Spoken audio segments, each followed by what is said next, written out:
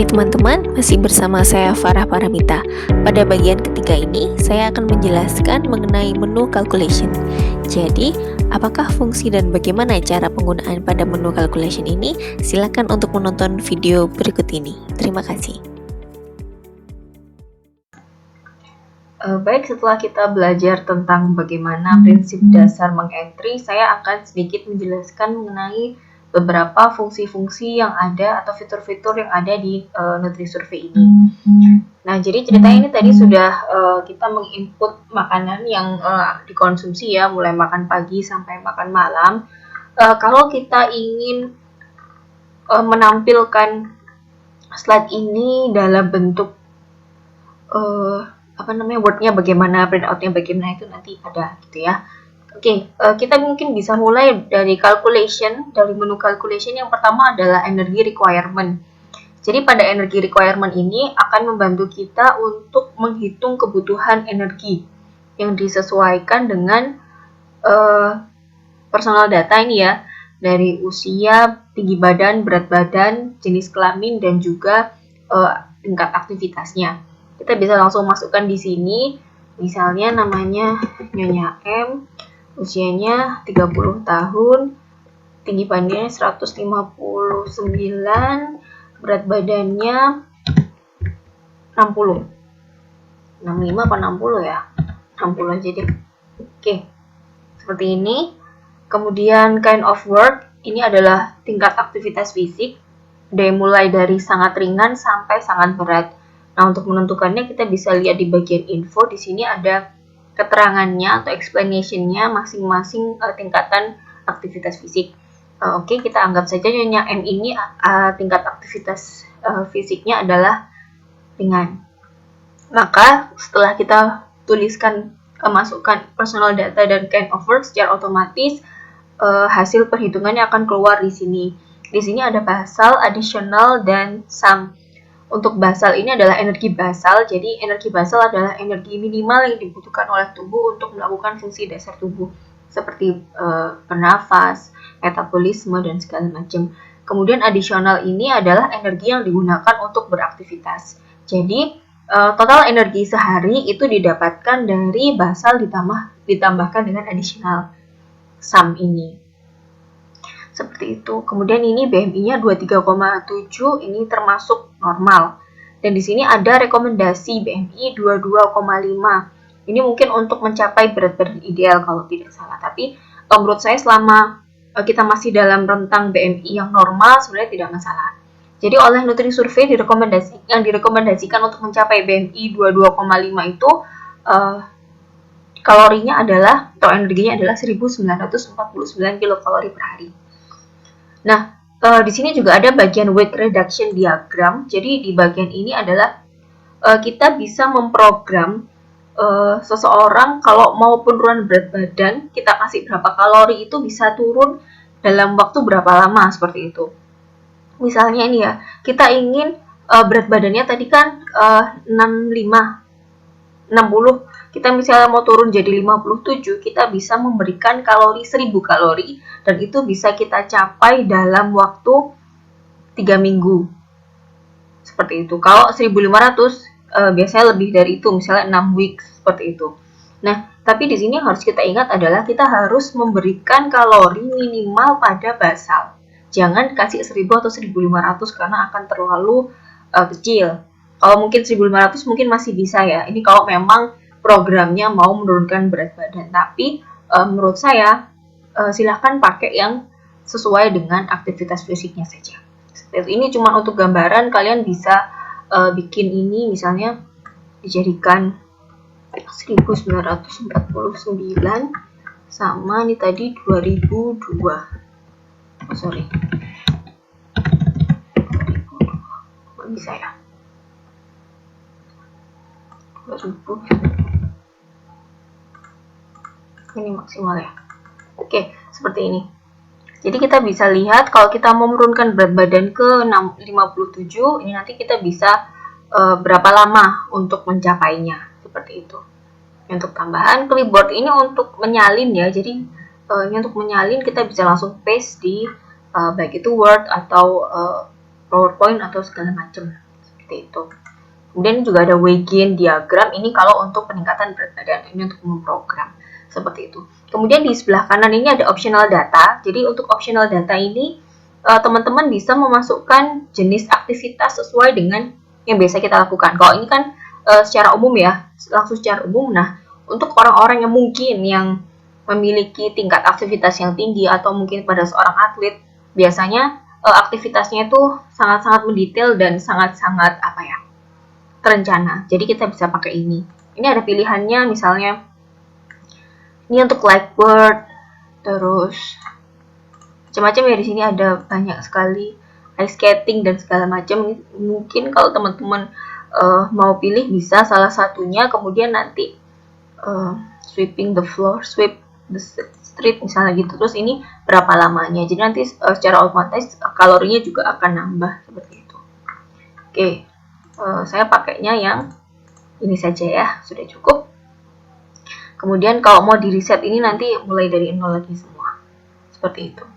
Ini untuk perhitungannya. Kemudian ada print out of the current food records. Nah, untuk print out ini kita ingin menampilkan hasil analisis ini dalam bentuk Word. Jadi agar lebih mudah untuk dibaca dan dipahami. Kita tunggu dulu.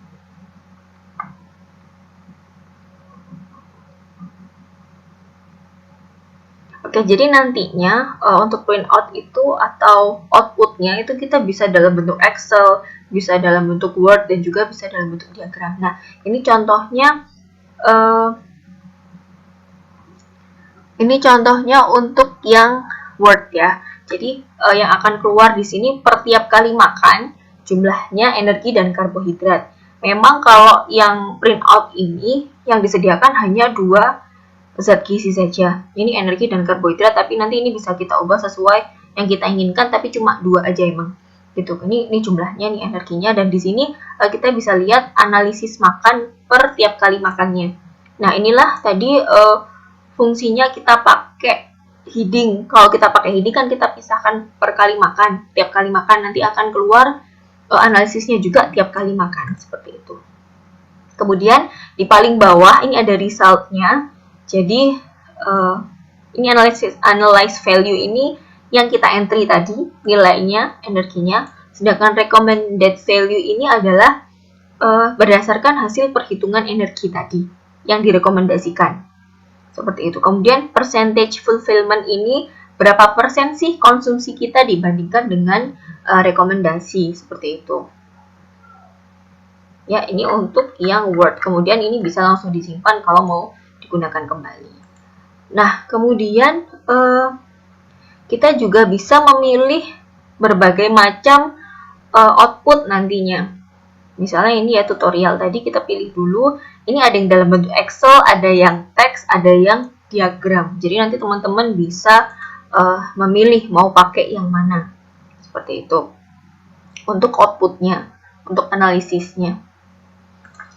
Kemudian ada lagi diagram. Nah, ini kalau kita mau bentukannya diagram seperti ini. Dari sini kita bisa lihat secara langsung ya, pemenuhannya mana sih yang sangat tinggi dan sangat rendah gitu. Kan kita bisa lihat di sini yang water ini 0, mungkin karena memang kita tidak memasukkan data cairan di situ. Jadinya 0. Kemudian kita bisa lihat dietary fibernya, oh ternyata pemenuhannya 49% ini dari 100%. Kemudian vitamin C-nya di sini lebih, kemudian vitamin A-nya ini juga lebih ya ternyata ya.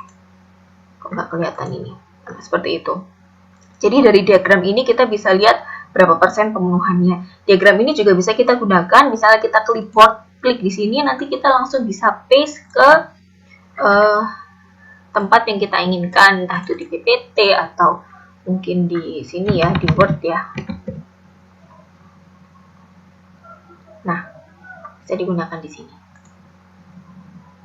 Terus, kemudian ada food for deficit supply. Nah, food for deficit supply ini,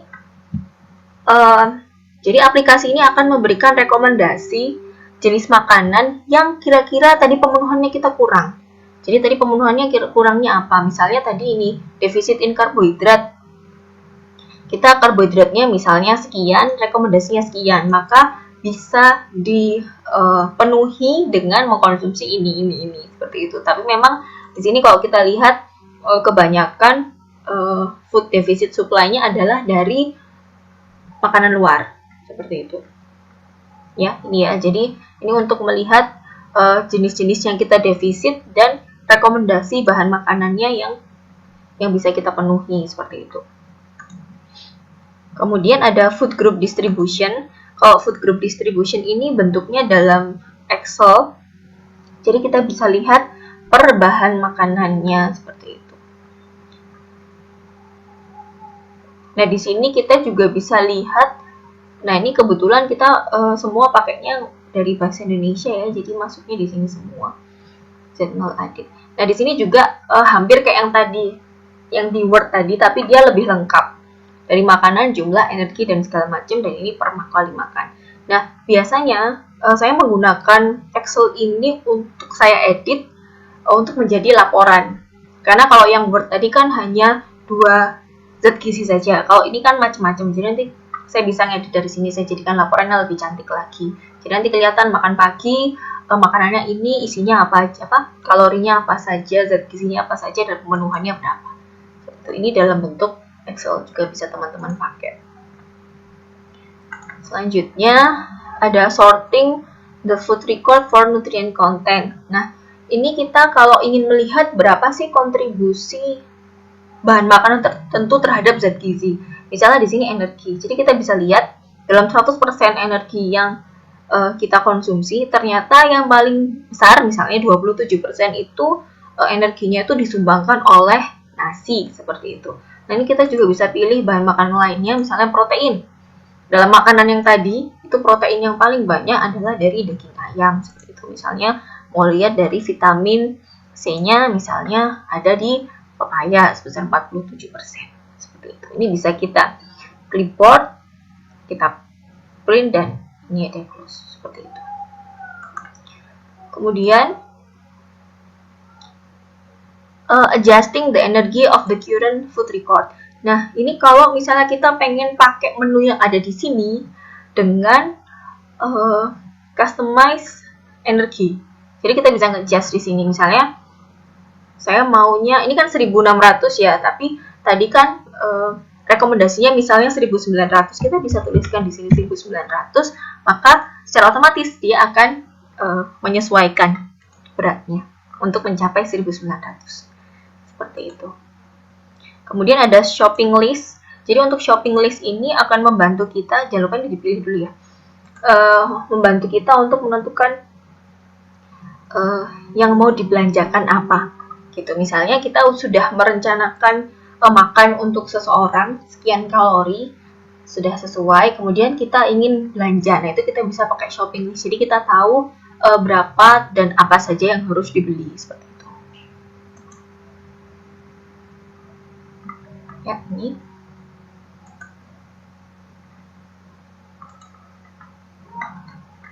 dari shopping list, kemudian ada food frequency dan diet history. Ini nanti akan saya jelaskan di video selanjutnya agar video ini tidak terlalu panjang. Terima kasih. Baiklah teman-teman, demikian adalah penjelasan mengenai menu calculation. Selanjutnya silakan untuk dilihat bagian keempat, yaitu penjelasan menu calculation khususnya food frequency dan juga diet history. Terima kasih atas perhatiannya, sampai jumpa kembali.